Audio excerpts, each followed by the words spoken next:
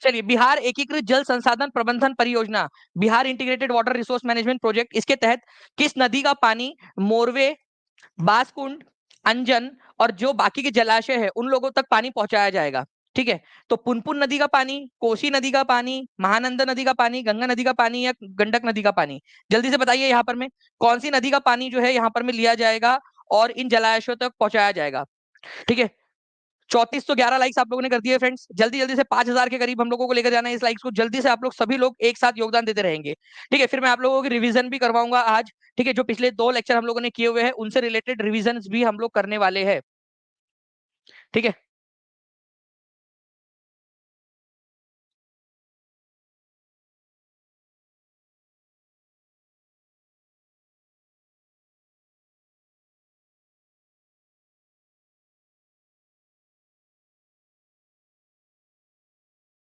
चलिए तो आंसर जो है फ्रेंड्स गंगा नदी हो जाएगा इसका, कि जो है यहाँ पर में मोरवे, बसकुंड, अंजन और अन्य जलाशयों के अंदर में कहाँ से पानी जो है वो स्थानांतरित किया जाने वाला है आप लोगों का? गंगा नदी से। मतलब गंगा नदी से पानी लिया जाएगा और वहां तक जो है इसको पहुंचाया जाएगा आप लोगों का। ठीक है, तो ये याद रखना है आप लोगों ने। तो ये एक बड़ी परियोजना है। इसको इसको फंड कौन कर रहा है, जल्दी से आप लोग बताएंगे? इसको फंडिंग कौन सा बैंक कर रहा है, कितना % फंडिंग कर रहा है और कौन सा बैंक फंड कर रहा है? ठीक है, WRMP को, ठीक है, Bihar integrated water resource management project को फंडिंग कौन सा बैंक कर रहा है आप लोग बताइए जल्दी जल्दी से।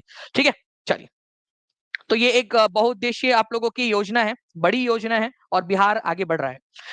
देखिए, स्विस फर्म है जिसका नाम है IQ एयर।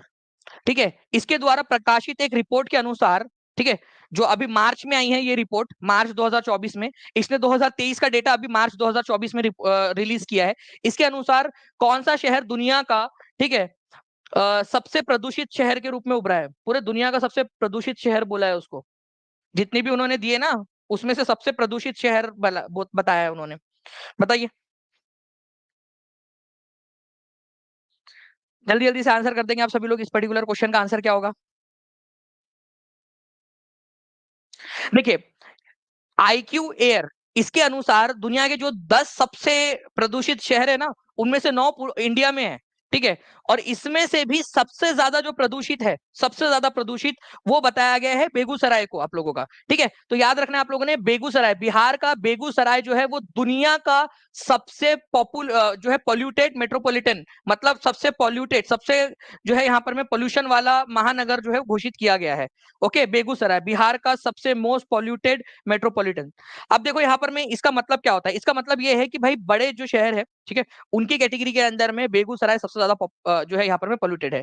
दिल्ली जो है फ्रेंड्स, पूरे दुनिया की जितनी भी कैपिटल है, जितनी भी राजधानियां हैं, उनमें जो है पोल्यूशन के मामले में सबसे ज्यादा पोल्यूटेड राजधानी कौन सी है पूरी दुनिया की राजधानियों में? दिल्ली पूरे दुनिया के पोल्यूशन में, जितनी भी राजधानियां पूरी दुनिया के अंदर में, उन राजधानियों का अगर हम पोल्यूशन देखें तो उनमें सबसे ज्यादा पोल्यूशन वाली राजधानी भारत के पास में है, जहां सबसे ज्यादा पोल्यूशन है, दिल्ली। ठीक है, तो ये याद रखना है आप सभी लोगों ने। इसके अलावा बेगूसराय जो है फ्रेंड्स, यहाँ पर मैं आप लोगों को बता दूं कि जो है यहाँ पर में अगर हम लोग बात करें इसका माइक्रोग्राम्स के अंदर में पर क्यूबिक मीटर के अंदर में, तो 118.9 माइक्रोग्राम पर क्यूबिक मीटर जो है इसका पोल्यूशन रिकॉर्ड किया गया आप लोगों का। वैसे इसके पूछे जाने के चांसेस कम है आप लोगों के, लेकिन फिर भी ये याद रखना आप लोगों ने कि बेगूसराय सबसे ज्यादा जो है पोल्यूटेड है यहाँ पर। ओके, बेगूसराय, ये आप देख सकते हो, बिजनेस टुडे की रिपोर्ट देख सकते हो आप लोग, Bihar Begusarai ranked as world's most polluted city, ये रिपोर्ट आई है आप लोगों की, बेगूसराय आप लोग देख सकते हो यहाँ पर में। और ये किसने दिया है? तो ये दिया है IQ एयर। ये कहाँ की संस्था है? स्विट्जरलैंड की है, स्विस है ये, यहाँ पर में स्विस एक संस्था है, स्विट्जरलैंड की एक संस्था है, एयर IQ। ठीक है, चलिए, तो ये भी एक इंपॉर्टेंट पॉइंट है आप लोगों का, याद रखिएगा आप लोग। नाउ फ्रेंड्स, नेक्स्ट क्वेश्चन की तरफ में हम लोग आगे बढ़ते हैं।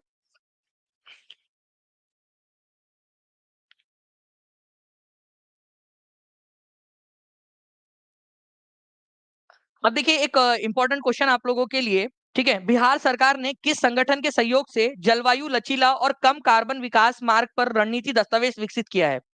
बिहार सरकार ने क्या किया है, एक अंतरराष्ट्रीय संस्था है जिसके साथ में मिलकर, ठीक है, जिसके साथ में मिलकर उन्होंने एक डॉक्यूमेंट तैयार किया है कि कैसे बिहार पॉल्यूशन को कम कर सकता है, इसको लेकर तैयार किया है उन्होंने। 5000 से ज्यादा बच्चे यहाँ पर में हमारे साथ में जुड़ चुके हैं फ्रेंड्स, कॉन्ग्रेचुलेशन आप सभी लोगों को।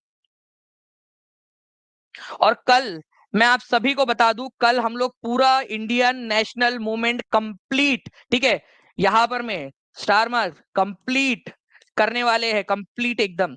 और पोल के साथ में होगा, तो सभी लोग जो है फ्रेंड्स एग्जैक्ट 1 बजे कल आ जाएंगे। अलार्म लगा लीजिए सभी लोग, ठीक है, ताकि आप लोग एग्जैक्ट कल 1 बजे पहुंच सके, ठीक है। ओके, तो देखिए फ्रेंड्स, आप लोगों को बताना चाहूंगा कि यूनाइटेड नेशन इन्वायरमेंट प्रोग्राम जो है यूएनईपी, इसके साथ में मिलकर क्या किया है, बिहार सरकार ने एक डॉक्यूमेंट तैयार किया है। आप लोग देख सकते हो, ये डॉक्यूमेंट रिलीज किया गया आप लोगों का। इसमें यह बोला गया है कि हम किस तरह से, बिहार सरकार किस तरह से कार्बन उत्सर्जन, जो जलवायु परिवर्तन हो रहा है ना, उसके अंदर में कार्बन का बहुत बड़ा योगदान है, तो कार्बन उत्सर्जन को कम कर सकते हैं। तो इस रिपोर्ट का नाम है climate resilient and low carbon development pathway for Bihar, ठीक। बिहार के लिए जलवायु लचीला और निम्न कार्बन विकास मार्ग, एक मसौदा तैयार किया है। किसके साथ में मिलकर किया है, यूनाइटेड नेशंस एनवायरनमेंट प्रोग्राम। अब चलिए फ्रेंड्स, आप लोगों से एक क्वेश्चन भी तो पूछा जा सकता है यहां पर में, ठीक है, जब बात आई है यूएनईपी की, तो आप लोग बताइए यूनाइटेड नेशन एनवायरनमेंट प्रोग्राम का हेडक्वार्टर्स कहां पर में है।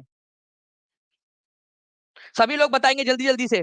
यूनाइटेड नेशन इन्वायरमेंट प्रोग्राम जो है, इसका आंसर है बिहार सरकार ने, ठीक है। एक अपने कार्बन उत्सर्जन को लेकर एक रणनीतिक दस्तावेज बनाया है कि कैसे वो कार्बन उत्सर्जन को कम कर सकते हैं। इसका हेडक्वार्टर्स कहां पर में है, ये आप सभी लोग बताएंगे जल्दी जल्दी से, ठीक है। आंसर्स करें, मुंबई बता रहे हैं कुछ लोग, क्या यार, ठीक है। चलिए, तो आंसर जो है फ्रेंड्स, इसका क्या हो जाएगा आप लोगों का, नाइरोबी। नाइरोबी, नाइरोबी कहां पर में है, नाइरोबी कहां पर में, जल्दी जल्दी से बताएंगे आप सभी लोग, नाइरोबी कहां पर में है। बिल्कुल, आप लोगों के आंसर्स आ रहे हैं केन्या में, केन्या की राजधानी है नाइरोबी, तो नाइरोबी के अंदर में है, ये याद रखना है आप सभी लोगों ने, इंपॉर्टेंट है। United Nation Environment Programme, United, ठीक है, यहाँ शॉर्ट में भी लिख देता हूं आप लोगों के लिए, यूनाइटेड नेशंस इन्वायरमेंट प्रोग्राम बहुत बार पूछा जाता है, तो जीएस का क्वेश्चन भी बन गया आप लोगों का, ठीक है। तो जीएस का क्वेश्चन भी बन गया, यूनाइटेड नेशंस इन्वायरमेंट प्रोग्राम का हेडक्वार्टर नाइरोबी केन्या के अंदर में है, ठीक है।